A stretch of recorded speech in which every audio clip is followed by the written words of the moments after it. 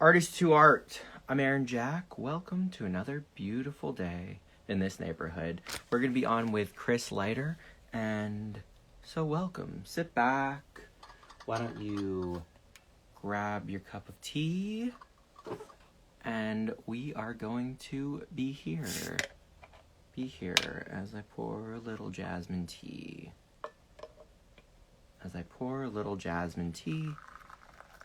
Green tea here. And there we go. So, welcome to Artist to Art. Where Chris is, we will find him in the metaverse here.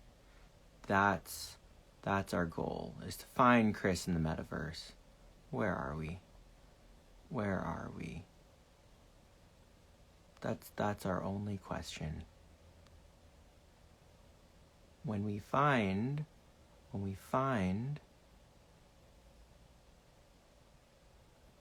let's see what happens. We'll see what happens here today. That's the beautiful thing, is you never know where we are. I don't even know where we are, because we'll find our way together. I think that's the thing about any of these, is that we find our way together. One cup of tea at a time. Once it cools down, of course. Let's see where Chris is. How are you doing? Oh, there's Chris. How are you doing? Give me some comments about how your neighborhood is today. Here we go.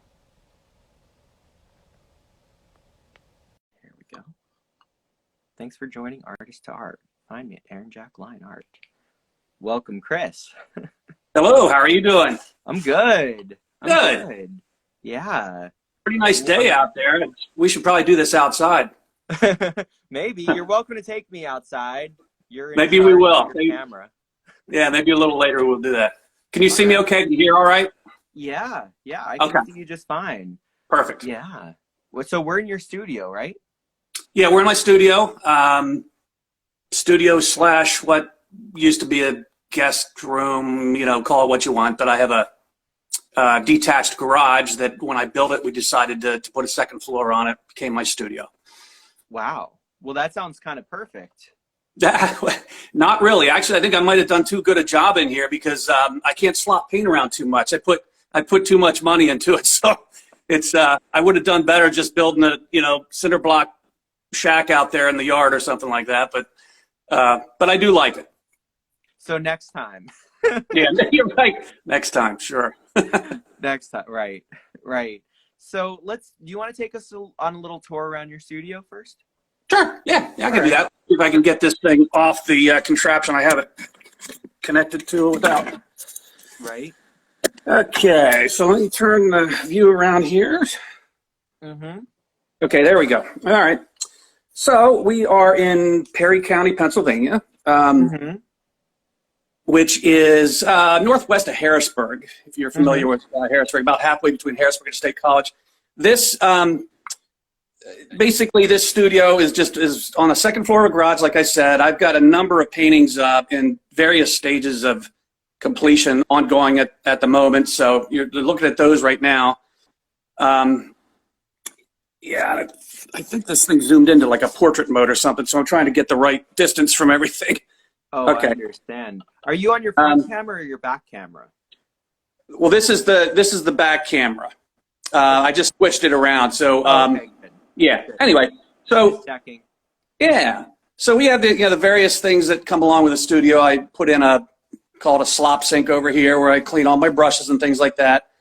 And basically, since I'm kind of I like to be creative a lot of different ways. So that cabinet you see was built with wood from our woods around the house here. So I kind of did a lot of this myself. So everywhere in here, as like most art studios, you're going to see art just kind of piled up every which way. Some on the walls, of course. I have every bit of wall space I have in here covered with various pieces that I have here. I guess you're not supposed to see that, but oops, that's my relaxation corner, I guess you'd call it. You always need one of those. I have this seating area here, and basically, now there's the executive offices.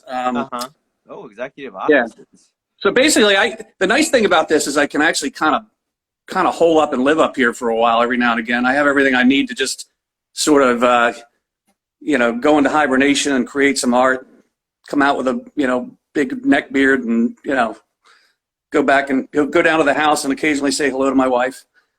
So basically, this is it. I mean, it's not real large. In retrospect, kind of wish I would have built it a bit larger, but didn't exactly have a ton of funds to do so. So basically, that's it.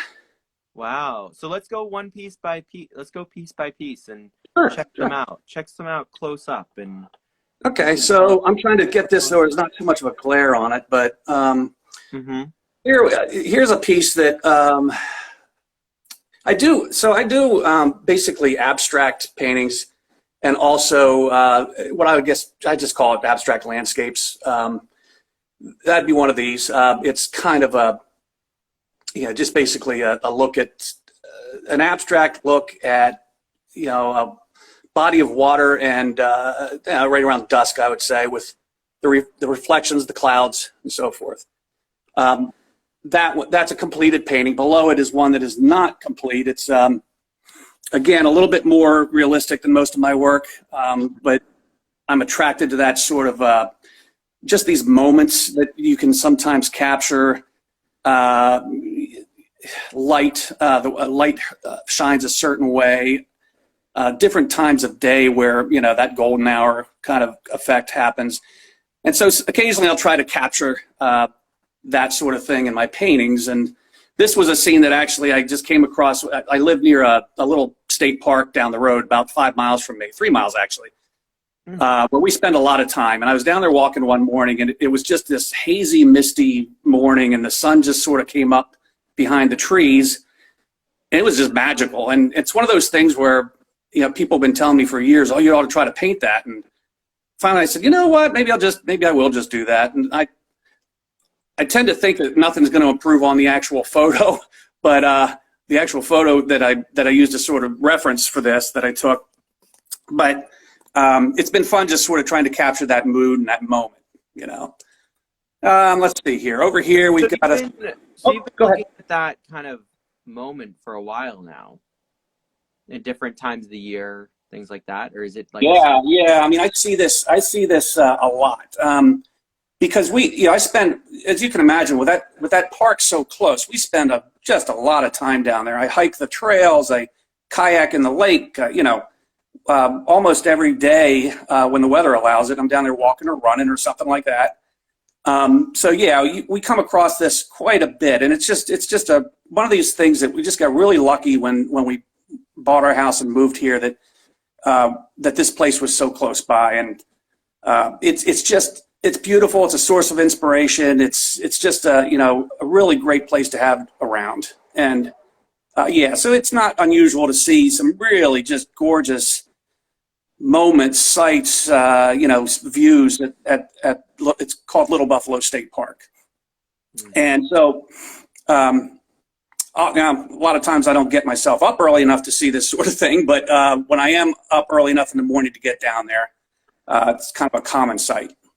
So we're going to try our best to at least capture a little bit of that beauty in this painting and see how it turns out. I don't know. It's one of those things. It's like sometimes I feel that when I'm doing any work that's a little bit on the more realistic side, there's just times where, if you're working from a photo or particularly just live, it's almost impossible at times to capture just that exact feeling you get in those moments.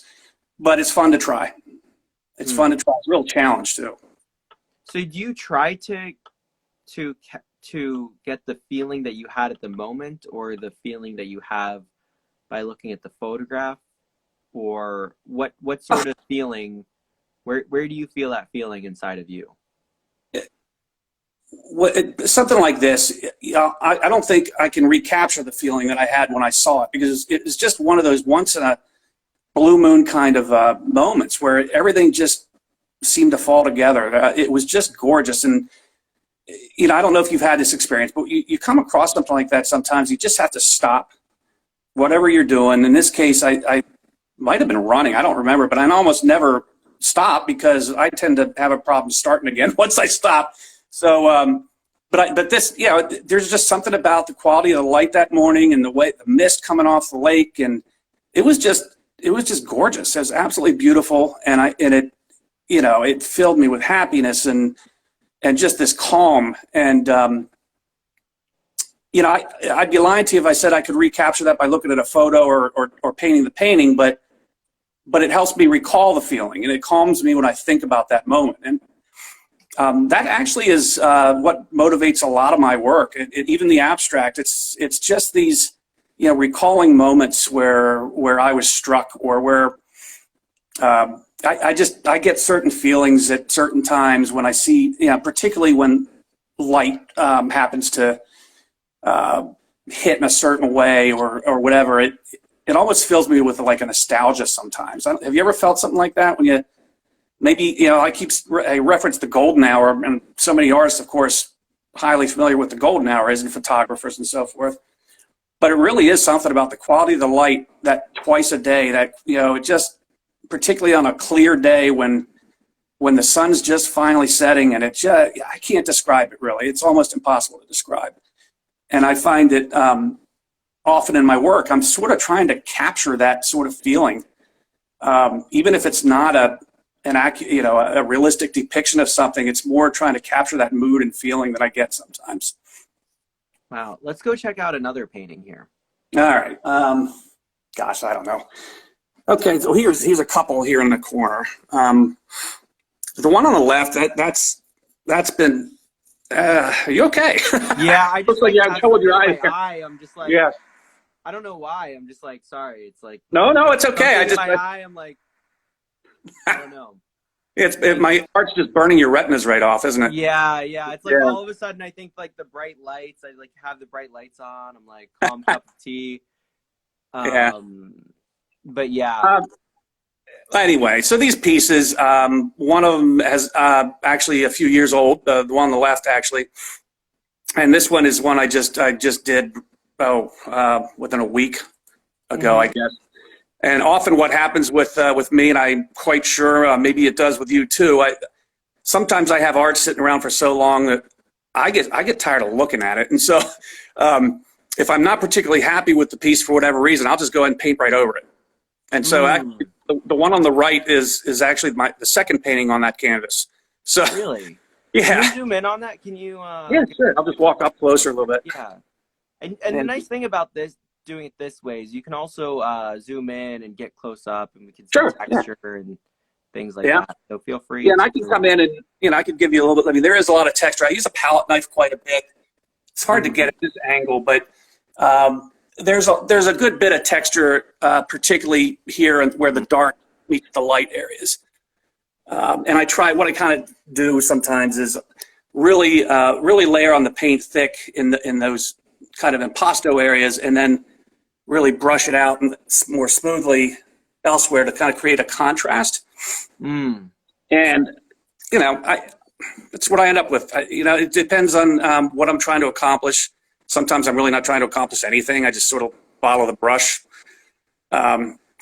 This other one, again, a number of years ago now, this one was created, and it's just, again, I have a hard time at times describing these pieces because I'm not trying to depict any one thing.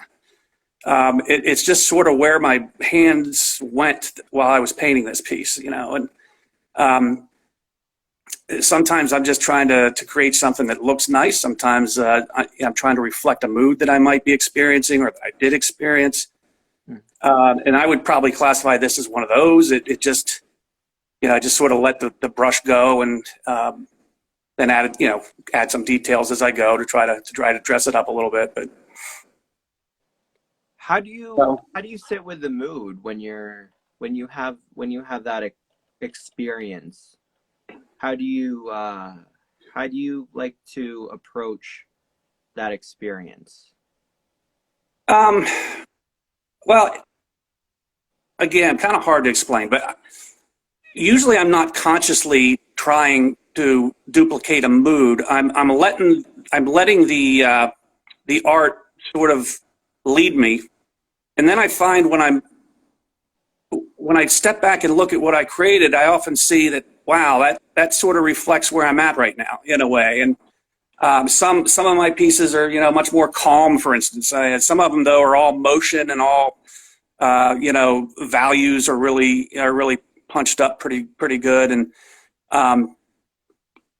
honestly, that's kind of why I like to create abstract work. It's not, it's a little more visceral. It doesn't, I don't have to think so much, and quite frankly, usually I'm not thinking all that much when I'm painting them, and I just find it very interesting what sometimes comes out of that effort, And I started out doing representational stuff. I mean, pretty much, your standard fare, the local scenery, wildlife, that sort of thing. Enjoyed it, really did, and I still enjoy doing that every now and again. But I find this just much more interesting. And as an artist, I like the fact that I don't have to plan a piece quite as thoroughly as I might have otherwise. I could just let my my hands take over without thinking about it too much. And I'm just fascinated with what sometimes comes out of that. So again, it's pretty much the same story with all these pieces. Some of these have been here. I've had them for a while. Some of these, here's one I just completed within the last couple weeks. And, it's so interesting to me to hear what other people see in them, because, to be honest, it's almost never what I did, but that's okay. I love to hear what people see in this artwork, and that's why I like to create it. Here's a really large one, which I can't quite. I'm trying to move back a little so I can, this is leaning against the wall. So,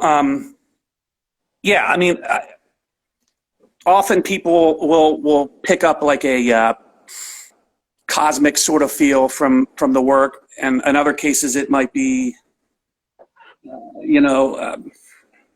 meaningful to them, and they might see a religious overtone. None of these things are intentional in my case. But I just think it's so interesting to create work that people will see what they are going to see, and almost always will be different than I did as I was creating it. And none of them are wrong in any way. That's the beauty of it. So abstract work to me is just so much fun to create for that reason. I'm not telling anybody what to see in it, and then when I get the feedback, the times that I'm able to get feedback from people on what they see in the art, it's just fascinating to me to hear those answers. So, wow. So how do you like to observe light? Because light seems to be a big part of all of this. Well, it is. And how do I like to observe light? Yeah. Like, what's your approach to the observation of light when you're not painting? At this moment in time, not like always, just like as it comes to you at this moment. I'm sorry, I'm trying to reverse this around here so I don't. That's me. Okay, there we are. I'm going to try to put you back on the stand here for a second. Sorry about that. Go for it. You're in charge of your camera. Well, it's just easier not to have the distraction of trying to always hold it in the right position and so forth. So I agree. Give me a second. I'll be right there. I agree. We're all here with you. Just give me some little emojis in the comments to know that you're here with us. Okay. All right. Little hearts and stars. I love those. Yeah, exactly. As far as observing light, I just notice it. I mean, everywhere I go, I just notice it.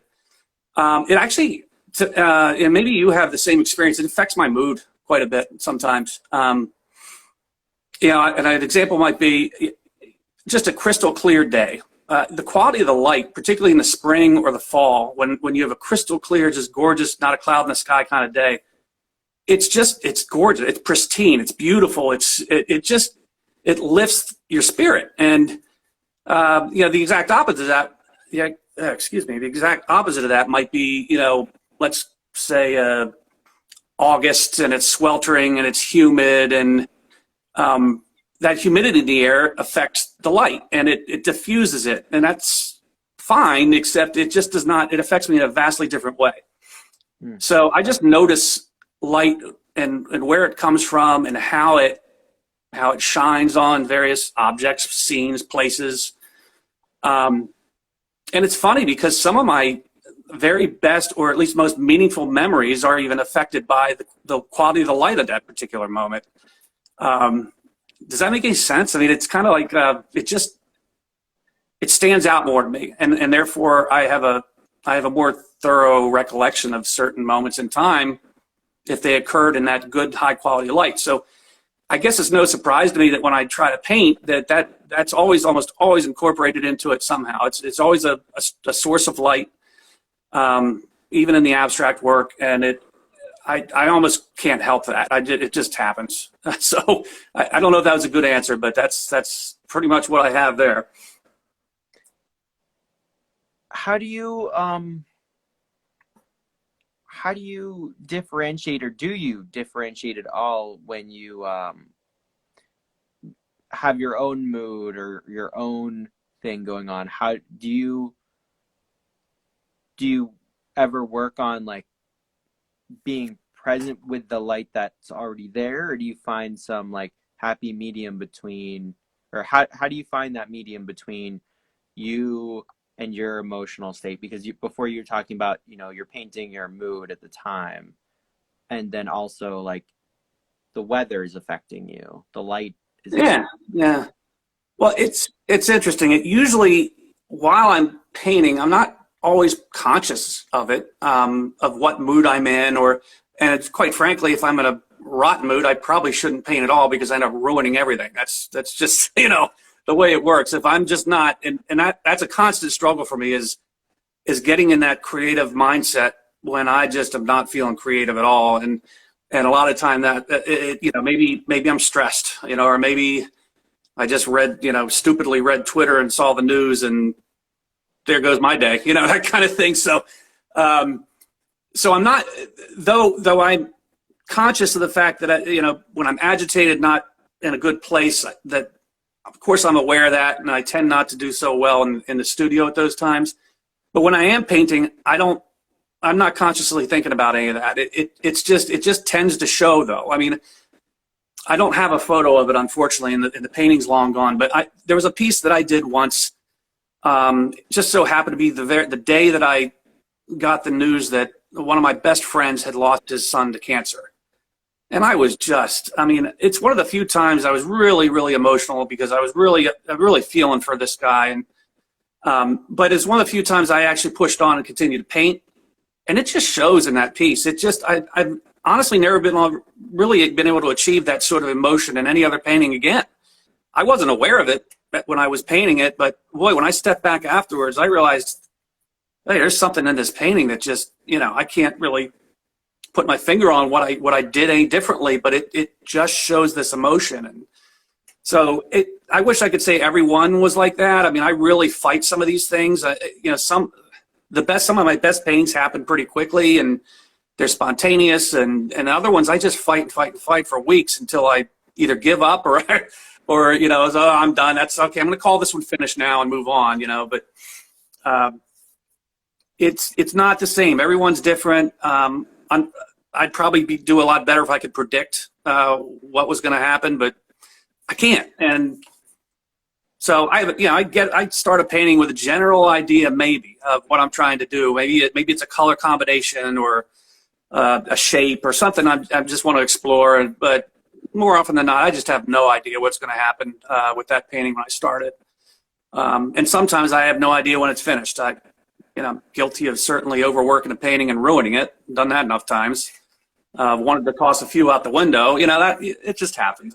It happens that way. But by and large, though, painting the abstract is just kind of a unique experience for me. It's just so much different than the meticulous painting that I used to do with realism and so forth. But I'm actually kind of wondering about some of your work. How does that work for you? I mean, is it a similar thing, or are you just are you trying to create a vision you have in your mind, or is it a spontaneous sort of loose process for you?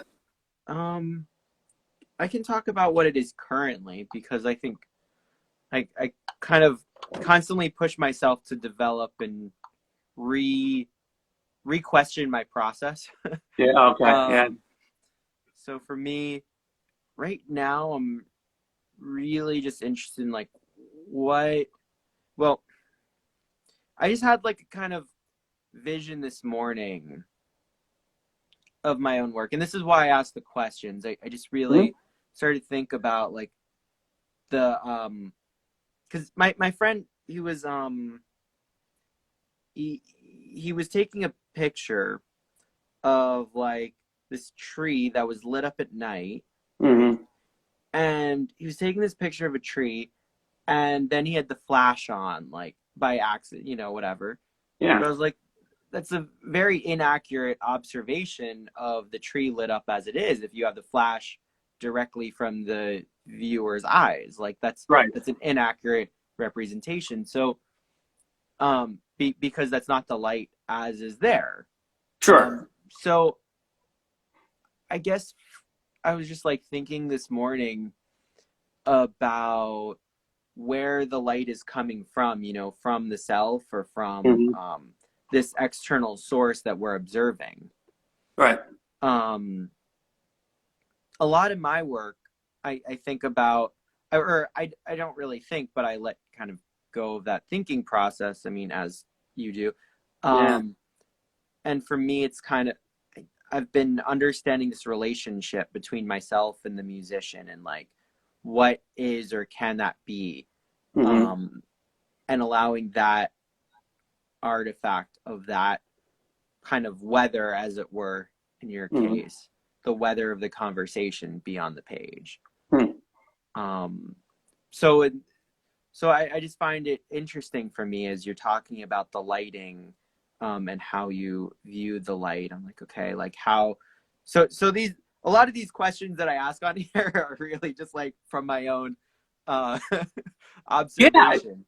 Yeah, and I sort of sense that, honestly, and I think it's I that's why it's so much fun to watch your interviews as well, because you know, you don't, particularly here where I live, I don't interact with a lot of people up here. I mean, this is out in the country, and particularly for the last year, you know, I've pretty much been by myself. So even when I'm not, though, I'm one of the maybe very strange people who doesn't necessarily want to talk about art when I'm not doing art. You know, it's almost like, okay, there's the job, and if I'm out with a bunch of people, the last thing I want to do is think about, you know, art. I want to socialize or do whatever, and that's why I probably never do well in a, you know, like a plein air group, because I just want to talk to everybody. I don't really want to paint.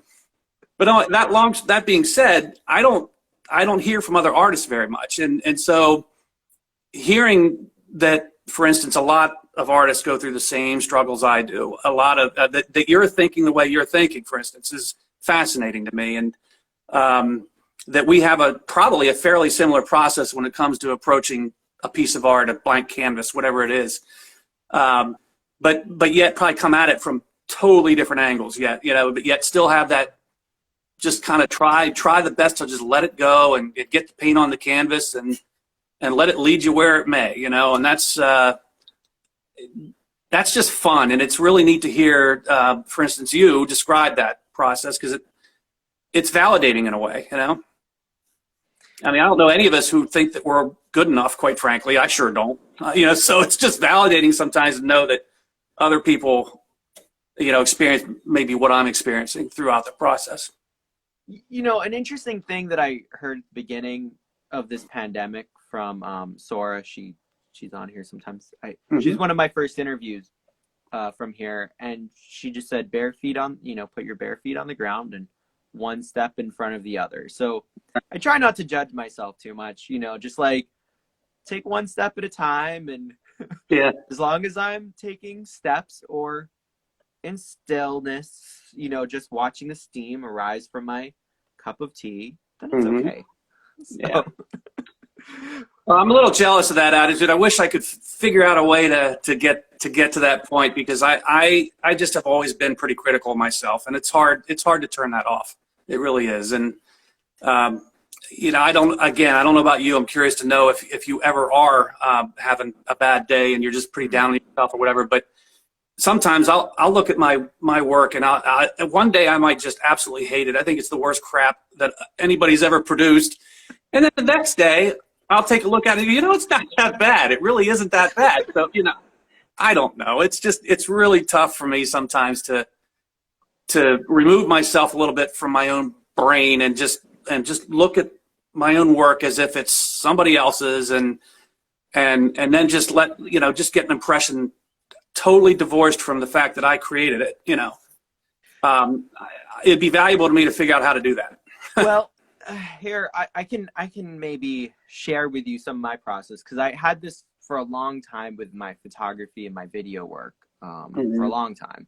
And I think, not to say that I have it solved, but I'm understanding that I create the work, and then after I create it, whether it's good, bad, or whatever, is not my issue at the point of creation. That's not my right.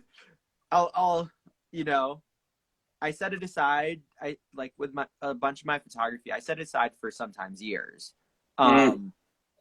before I even look at it. That's actually there's something to that. I do that. Actually, a lot of what I just showed you has just been set aside. I'll finish it one day. I don't know when. Yeah. Because it's kind of like that's the curator's eyes. What it's like to like sifting through soil to find the gold. One must first go and find where the soil is. And get muddy in the process, right? You gotta get muddy in order to find the soil, and there might be some gold in there. And if we don't I don't know, that's kind of just my view as like artists. We have to keep making or stop making, also making and stop making, that process, or at least for me, in order to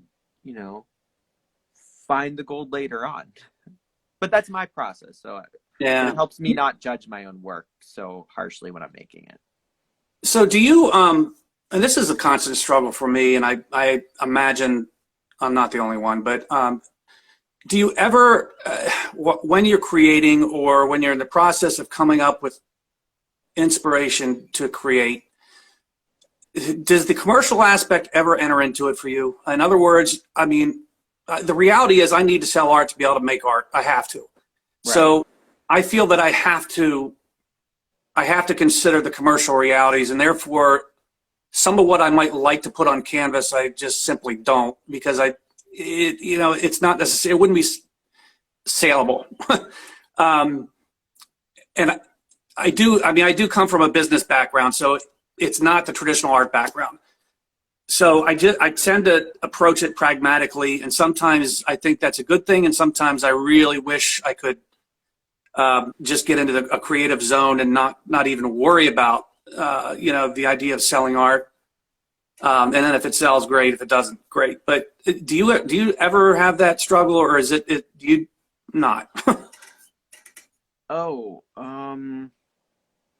I always have a struggle back and forth. I don't know what is the answer, but I'm interested to find and see the balance. I think that's I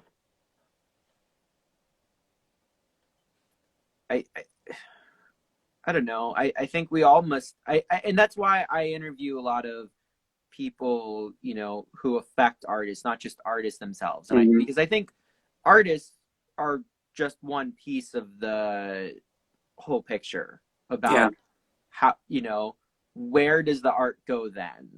And I apologize. I realize you're probably supposed to be asking me the questions. No, but, no. It's the questions are just as revealing as the answers. That's the. I feel the same way. That's the interesting thing. So I'm happy, and you're also sharing in the same vein. So it's interesting for me to consider. yeah, I'm interested in like where is that balance? And so Mm. how do you find yourself in that balance between being able to make what you want to make and what you think? Well, there's a number of different factors for me. I need to give all credit to my amazing, lovely wife, who without her, I would not be able to do any of this. And I truly mean that. I literally couldn't because I'd be working full time. Um, we both approach this as both a way for me to pursue my passion, but also hopefully as a way to earn a living. And I want to, so there's part of me that dedicates myself to this for artistic reasons, and then there's a part of me, the practical side, that is trying to figure out a way to market my art when I don't like marketing myself, for sure. And it's just this complex mix. But long story short, I think, and maybe it's my non-traditional background with art, but I don't see any. I know there's still, I do believe that there's still this school of thought out there that art should simply not be commercial. It should not, you call artists a sellout, whatever. Thomas Kincaid, for instance, comes to mind, where people just either loved him or hated him because he made millions of dollars selling his art. One can argue with the subject matter or whatever, but I personally have no problem with an artist making money. But I think you can have both. I think you can pursue your passion, and if people share that, then you're probably going to have commercial success as well. And I don't think it's necessarily either or. So I approach it as if I'm going to put this stuff out there, and sometimes that's hard. I'm an introvert. I don't like putting myself out there whatsoever. But you got to do it. I got to do this. I got to put it out there. Like when I first published, put my first painting out on social media, for instance, I was terrified. I thought I might get laughed off of the internet. I basically did. And soon you start realizing, particularly in the art community, I don't think I've had more than 2 negative comments in the years I've been on Instagram, Facebook, any of that. And these platforms are famous for trolls, for nasty behavior, and this, that, and the other thing. I've got these amazing people that follow me, my art, on these platforms, and my goodness, they are supportive. They're amazing people, and having the courage to do that is the first step. And once that was done, then you start realizing, maybe I can actually do this, and maybe because I don't have all the formal training. I have some formal training. I don't have all the formal training that many people that went to art school did. Obviously, I don't have the connections that they do. So it was pretty daunting, starting a whole new career, particularly in midlife. And then being who I am, not the most outwardly confident person in the world, and then just doing it. So I'm sort of rambling here, but I just think you can have both. I think there's a commercial side that you can't ignore. Most people just don't have the ability to paint whatever they want to paint and not even ever worry about selling it unless it's a hobby for them. Well, I want it to be more than a hobby. I want it to be a living, but at the same time, I'm not looking to get rich and famous. I just need to find that happy zone where I'm making enough to be comfortable, yet I'm able to keep on doing what I love to do. I mean, the alternative is every Monday rolls around and I dread going to work every morning, and I can't live that way anymore. It's not my life. It's not who I am. I worked for a great company with great people. There's nothing, I have no regrets, but that's not the life for me, So I'm trying to make a life for myself and my wife that we can be happy whether we're at work, whether we're at home, that there's good balance, that but I can do something I actually want to do and I enjoy doing, instead of, reporting to work every day and kind of dreading what's coming, So long answer to your question, but that's kind of where I'm at with all that. And I also admit there's a bit of a chip on my shoulder from many years of being told that, you can't make a living as an artist. I mean, if I had not believed that, I would have right after high school went to college for, pursued an art degree. I absolutely would have.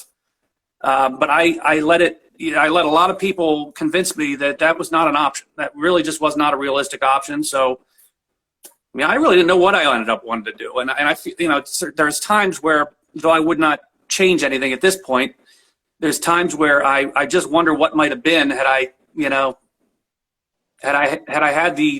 knew a little bit of what I know now, and had I just given it a shot back then. And I suspect you're, a little younger than me. So I don't know. Did you go through that at all, or did you just, to heck with it, I'm going to do what I want to do?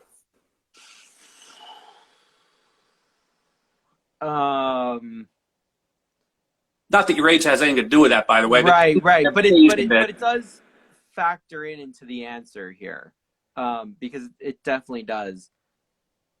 I do think it was probably different for me growing up in the 80s, for instance, than it was for you. Right. I'm not going to make you date yourself here, but, Thank you. probably a little later than the 80s anyway. So yeah, but I think it's, for me, it's like I followed my passions and they led me in different directions, and now I find myself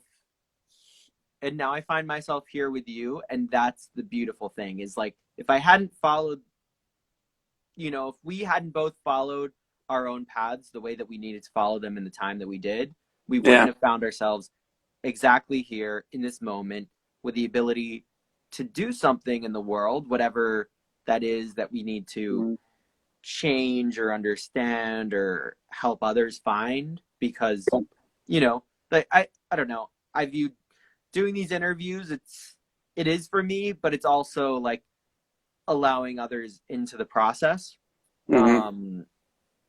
So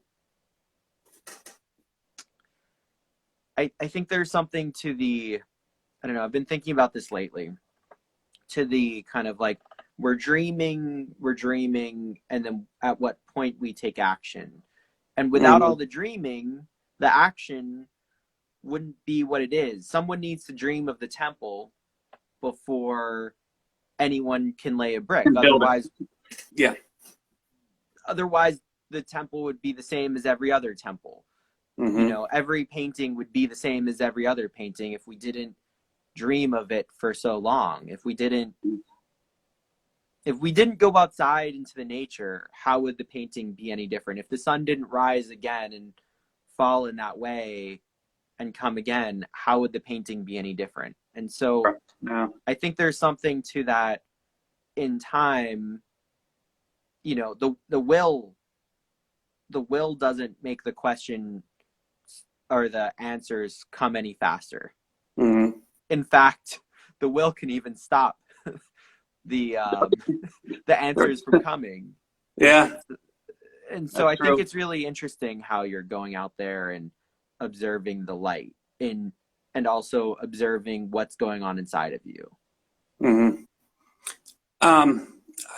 Honestly, it's kind of surprises me almost as it might anyone else. I certainly didn't approach art with the thinking that I was going to have these deep thoughts or moments or emotions or anything like that. But it's just really interesting what it's brought out in me over the years. And at first you're just scrambling, trying to figure out what can I do? I mean, what do I even paint? And now that I think at least I found somewhat of a niche, I don't worry so much about that. And I can sort of just, right, wrong, or indifferent, I'm becoming known for a certain sort of little style, and I'm okay with that. And so I don't have to think about it as much. I don't have to try to be somebody I'm not. At least there's some level of acceptance out there that, okay, so and it's always been important to me to do my own thing. I don't want to try to emulate someone else. And so, it's interesting. I get asked all the time, well, who are your artistic inspirations? I'm like, oh man, I don't know. The inspiration comes from anywhere, but there's no one artist out there that, for instance, that I'm trying to emulate. It just, there's a lot of artists, and I take inspiration from Instagram, for instance. A lot of amazing artists out there, and there's probably pieces of them in every piece that I do. And it's just so interesting that journey, how it's kind of flowed for me. And the decision to sort of switch over from maybe more popular styles of art to what I'm doing now. I understand that my art's not for everybody, and I'm okay with that. Whereas before I wasn't so okay with that. Every bit of criticism hurt. It really just hurt. And I'm over that because you learn real fast that you're never going to win everybody over. And if you've ever entered art contests or anything like that, I mean, I don't know why they chose a certain one. Sometimes it doesn't make sense to me, but you can't take it personally, and you got to just do your thing. And I don't know how it is for somebody with a more formal art background. Perhaps you're kind of prepared for that. I don't know. I mean, I imagine you probably have. Do you have a pretty significant art education, or no, or pretty much come out of? I have a degree in industrial design. Okay. And so I had a fair amount of art classes and art teachers, and yeah. So it's back and forth for me. Yeah. It's and I had a significant amount of schooling in various subject matters. So I mean, for instance, like, I take a lot of inspiration from my psychology courses and things like that, and kind of followed that and kept learning in those directions and applying them, and how to, so I think it's where do we draw our inspirations from? It's it sometimes comes outside the visual realm, and I think that what you're saying about I know I just keep thinking about the light and that one moment that it hit you. Do you think everybody experiences that, or is that something specific to? I think everybody experiences what they need to experience in the time that they're experiencing it. So it's you can share of your experience, but until someone has also experienced in a similar way, does it have that resonation? It's oh, I've experienced that too. And that other person, before you started painting, you might have experienced that light and that fog in the same way, but you might not have gone off and had the skill and the to paint it, number one, but number two is to recognize that point in time, right, and what it meant to you in order to actually create from that moment. That's well said. I mean, it's interesting, but I always catch myself wondering, how is it something everyone experiences? I mean, give you an example. I cite sometimes that Lisa and I, my wife Lisa, were at a local forest preserve, I guess you would call it. And it's an old railroad bed. It's now a rail trail, and it's just, but it's like this most remote. You almost feel like you're in the Canadian wilderness when you're in this place. It's just so beautiful and remote. And we drove back there, and then there's suddenly this cloud burst, this massive thunderstorm out of nowhere. And we, of course, hustled to the car, got back in. We're driving along this old railroad bed to go home. And it's just one of those moments. I suspect for a lot of people it's a religious moment. It doesn't happen to be for me, but we were coming out of there, and just the clouds parted, the sun just appeared through the trees, and of course all the mist from this storm was still just rising from the forest floor, and it was just this mystical, magical moment that I've never forgotten. It lasted all of about 2 minutes, and that is one of those crystal clear memories I have of anything in my life.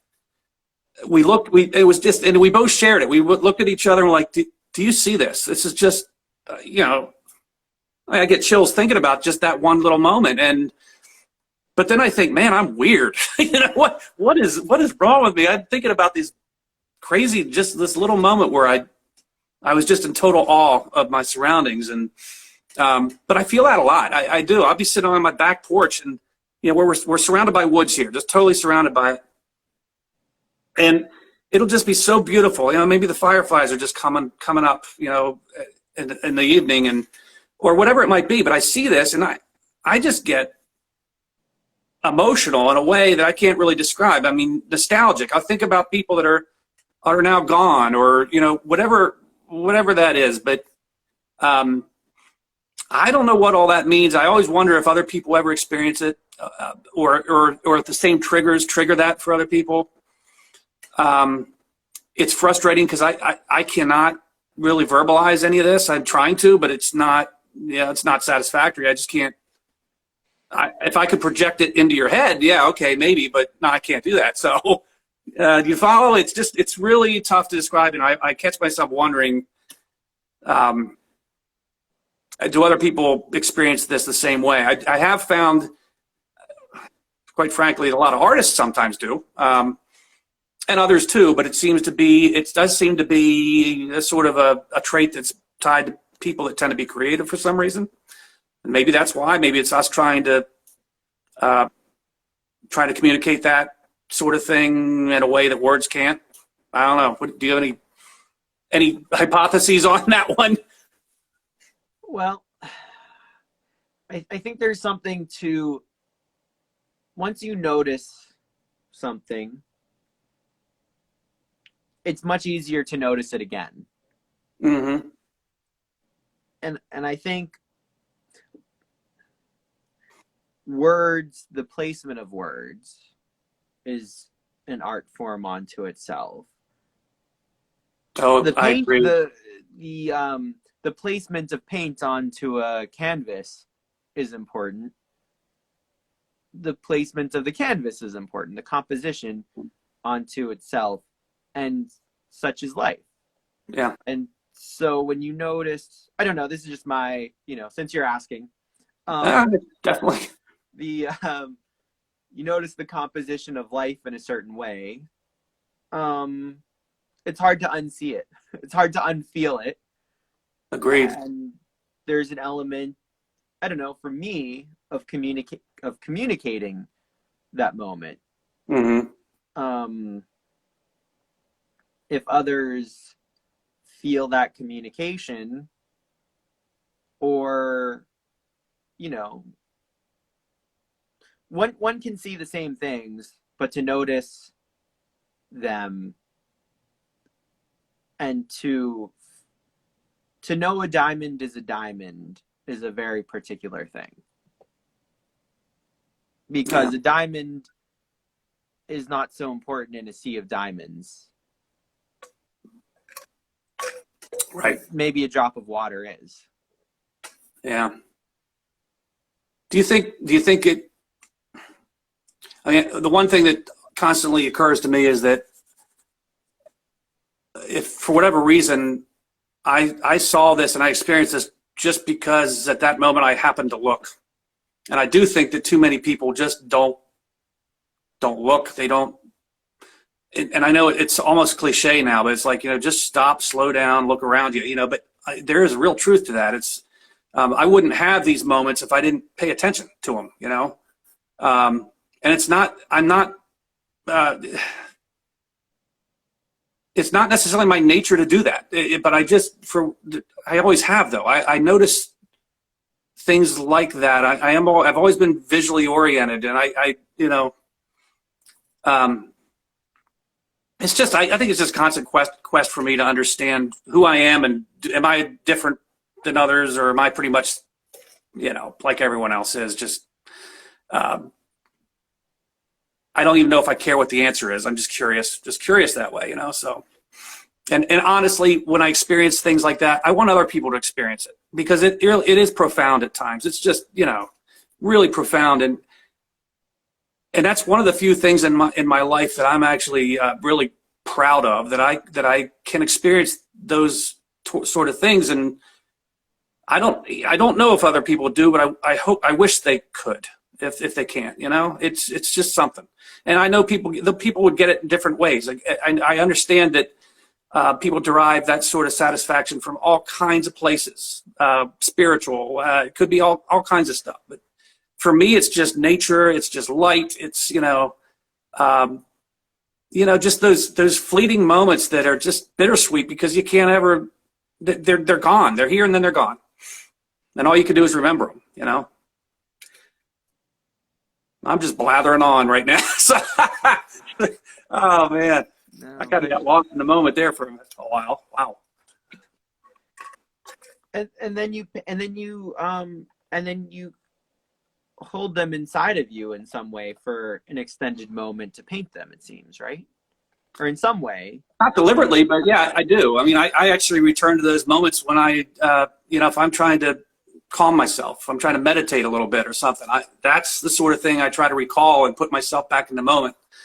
But I don't specifically, I truly do not consciously think of any of it when I'm painting. And that's not to say I just, I'm one of these people that can walk up to a canvas and basically put a blindfold on and just do, no. I mean, I'm conscious of what I'm doing at all times, of course.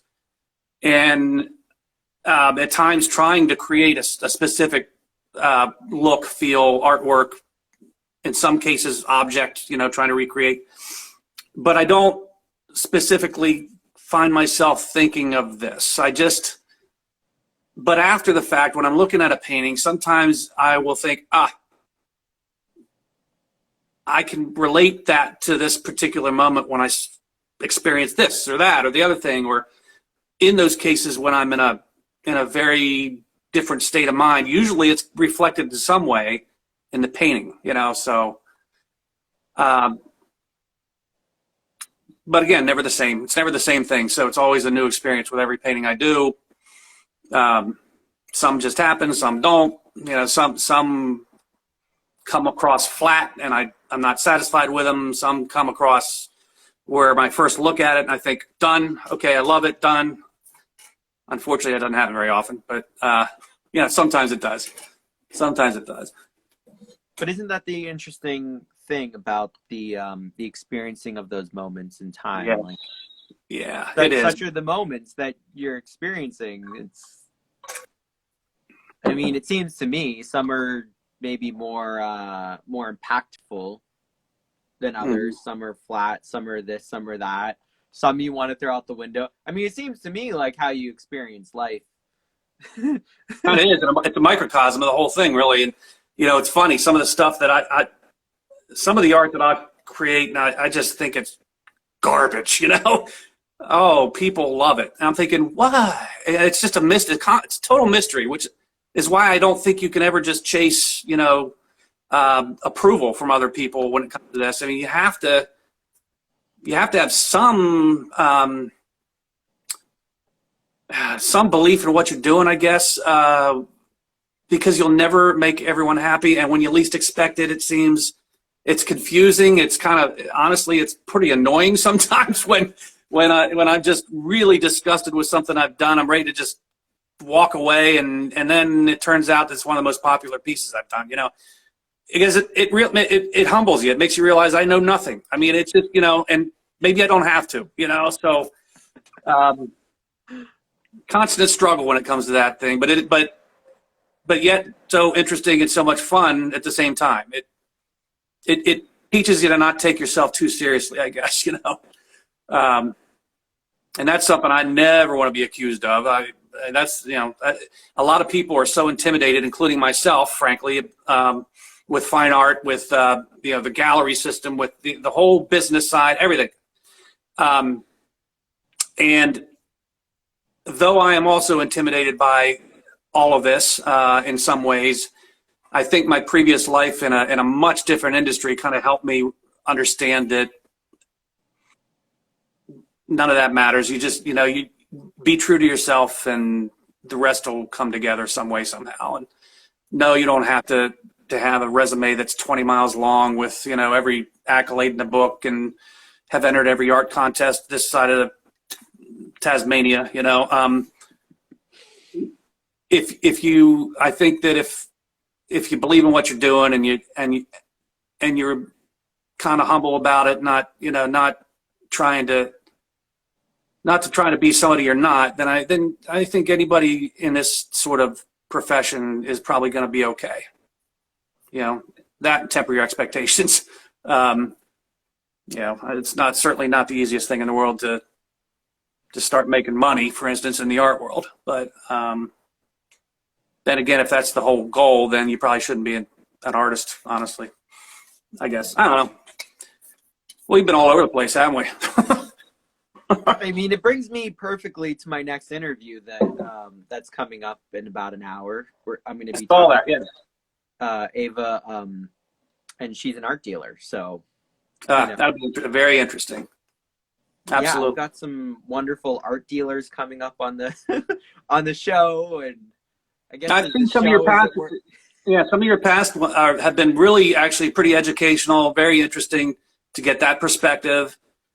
Because let's face it, it is a different perspective. But yeah, I think I would like to think anyway that most people that are in the business, whether it's creating or dealing or curating or whatever, they all share a love of art. And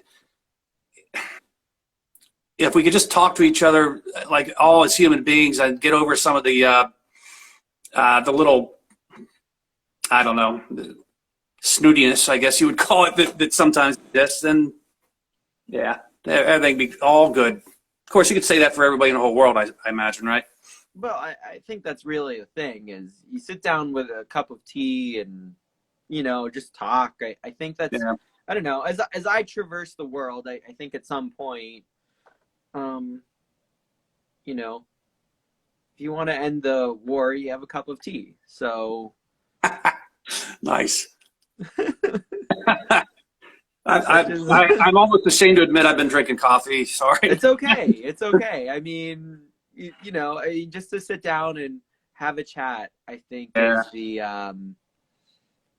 the important thing. Agreed. I mean, a cup of tea never hurt, but it's the traditional way. But sometimes I have a little shot of espresso. It's not beer? What? Oh yeah, I know. Beer? Sometimes over a glass of beer is great. Absolutely. Everything in its own time. Right.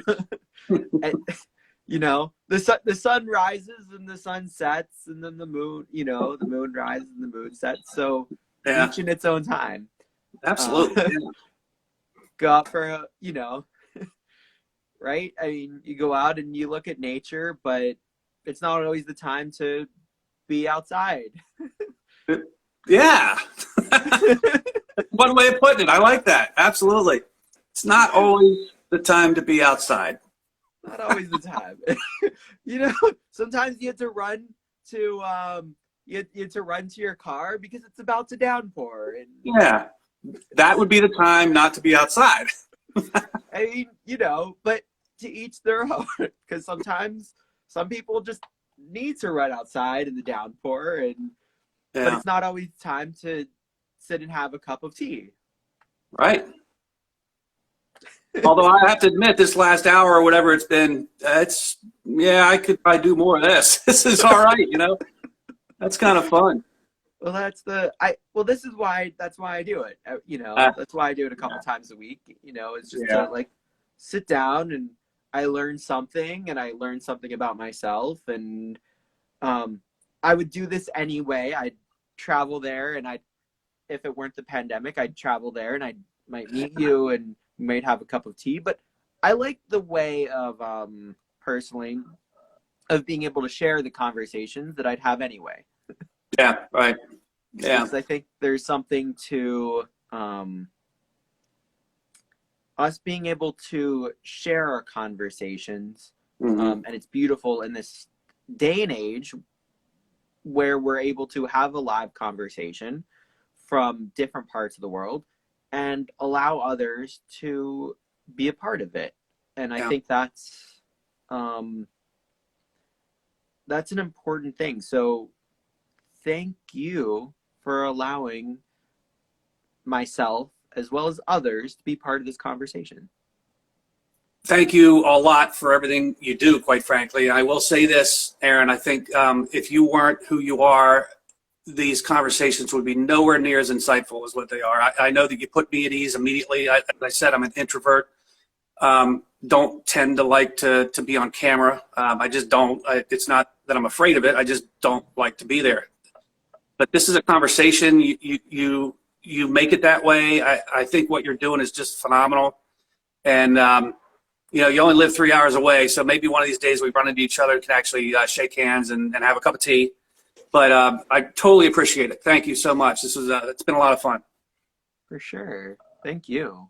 Thank you. I really appreciate your support and you being present with me along this journey and allowing us to share a moment together and asking me the questions that interest you. I really appreciate that. And Absolutely. I feel like I don't know how to share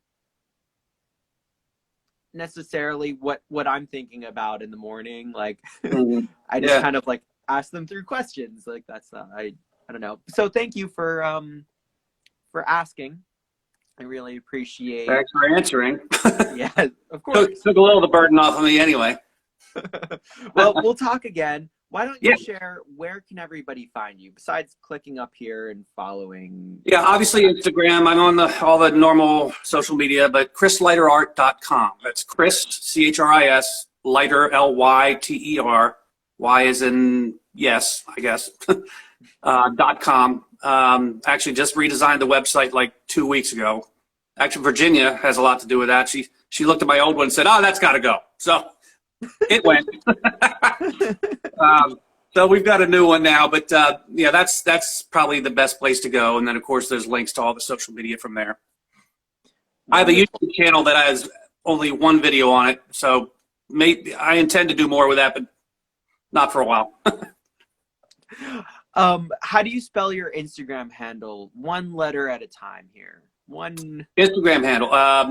C_Leiter, L-Y-T-E-R _ art, A-R-T. Perfect. Yes. So follow you on Instagram, follow your website, and Facebook, LinkedIn, wherever you want to find me. That's great. Are you on Clubhouse yet? No. Not yet. I don't even know what it is. I mean, I'm sure. Look, you need to be. You need. I got a gray beard. Before. It's gray. That tells you what I know about all the newest social media, this and that, and all the other things. So you know what? I've met the most fascinating people, and I've had the most interesting conversations here and on Clubhouse. I will say it's a wonderful place to have group conversations because here it's really beautiful having one-on-ones, but sometimes it's nice to walk down to the cafe, and sometimes it's nice to hang a little thing on the door of the cafe and say, this is my question of the day. Oh, cool. Okay. Well, yeah, I'll definitely check it out, but no, I have not. I typically don't seek that out. I'm a bit of a loner. I will admit that. And I tend to like painting. I'm a private painter. I don't like people watching me, that sort of thing. So I don't seek it out, but I will look into it because honestly, that sounds kind of cool. It's really cool. I think if you take it from the approach of you can wander into places, find people, and host your own dinner parties, kind of thing. If you take it from a wandering dinner party to a cafe approach, especially as like I don't know. I don't need to be listening to another. I mean, I love these. I love the connections, and I like the thoughtfulness. But kind of on the other hand, I like the the small group of people having a conversation. As they, in an impromptu manner. I was going to say, it seems like it could be more of a, less formal, just more of an open forum where you just don't have to worry about so much about what you look like, what you sound like. Everyone's contributing. Yeah, that does sound like a really cool thing. It can be many things. It can be the largest seminar in the world, or it can be the most intimate dinner party. Yeah. And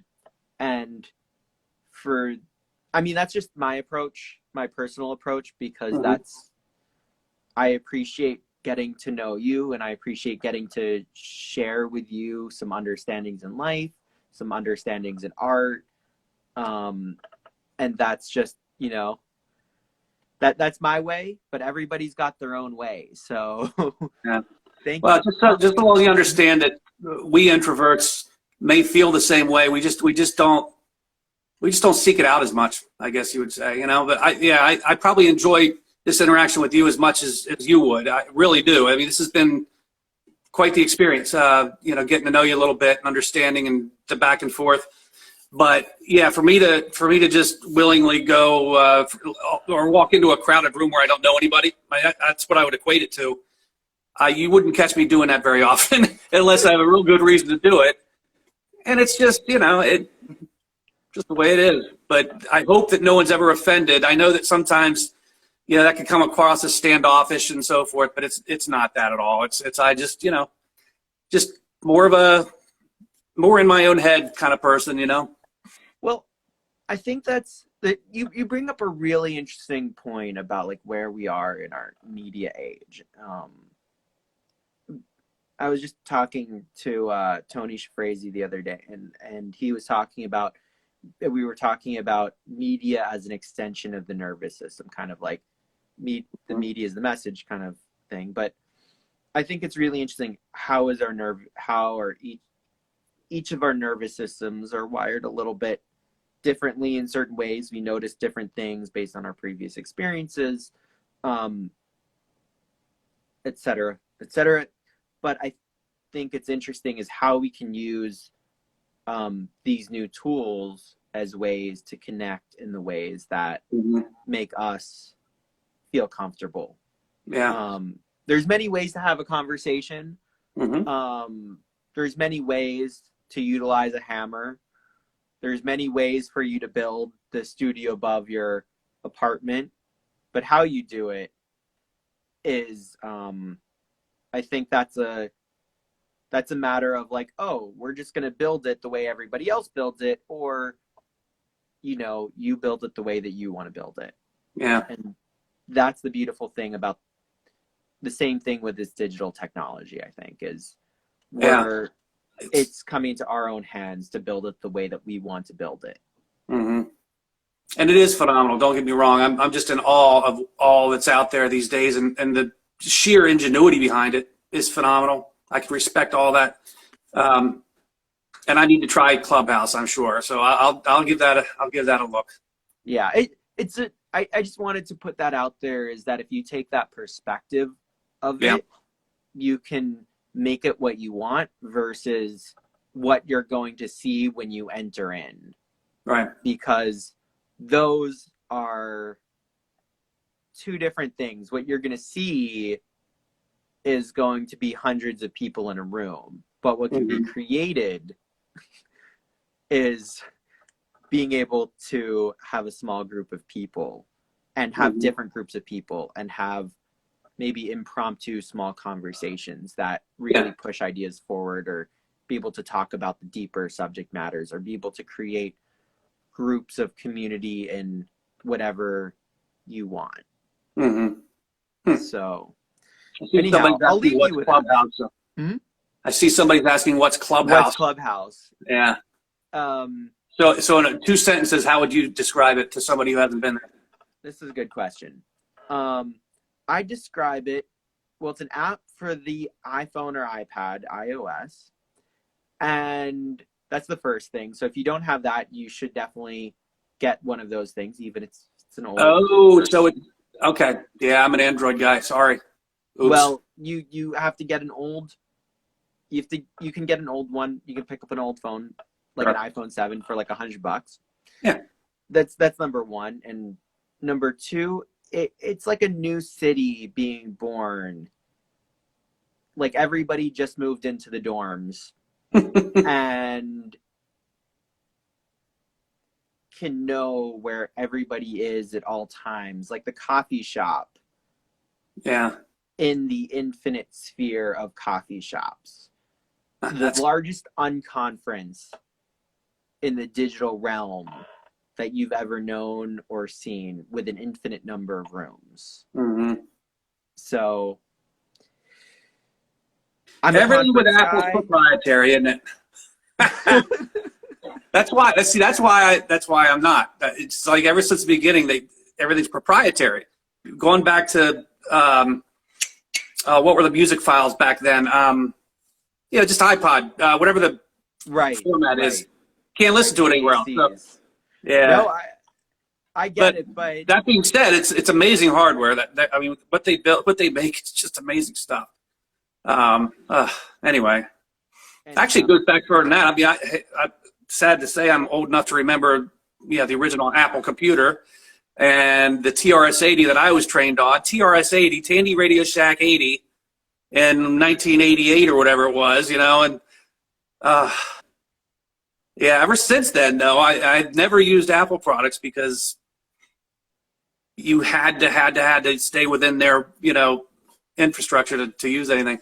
Yeah, what I will say about this is you don't have to transfer over to Apple. You just have to use this device to be on it. That's a way of putting it. Yeah. Yeah, you don't have to. I'm not going to debate down the Apple versus Android route because that's not even at this point. It's a debate that's come and gone. Oh my gosh! Millions of times.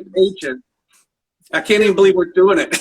Right. So my point is the device that allows you on Clubhouse is worth the device because it allows you. It's your ticket into the largest unconference in the world. Yeah. You go for 3 days, you'll learn something. You go for 3 months, you might learn something more. You might meet some people. Mm-hmm. So you might help other people meet that would not have met otherwise. Gotcha. So in any case, one more time, where can people find you? And then leave us with some words of inspiration. Oh boy. Okay, where can you find me? It's chrisleiterart.com. You can use the www or not. It'll come up. Instagram, C_Leiter_art. Facebook, which I don't use much anymore, but I'm there. LinkedIn, again, Google search will bring you to any of these places or my website. As far as, I'm sorry, what was the second part of that request? The second part is leave us with some words of inspiration. And whenever you're done, you just press the X button. Words of inspiration? Words. Inspiration. Take you want us to take the world. What does the world need to hear now? And I just want to thank you for being here and thank you everybody else. So thank you. Get more sleep. That's about all I got. Sorry. Inspiration. Now, if you'd rephrase that a different way, I might have been able to come up with something. But boy. What does the world need to hear right now? Sort of borrowing from, Rodney King, I guess. Why can't we all just get along? Let's just try to get along. Let's set aside the differences. Let's set aside the political nonsense and get back to being with each other, seeing each other as human beings, and getting along. That's what the world needs. Whether that's not going to happen, but that's what the world needs. That's my opinion. Beautifully said. Thank you. Just press the X button whenever you're ready to go. All right. Well, it's great hanging out with you, Aaron. I appreciate what you're doing. Thanks again. Thank you. We'll talk soon. Yes. All right. Well, thank you all so much for being here. Again, I'm Aaron Jack. You can find me at Aaron Jack Line Art. You can just do that if you haven't already.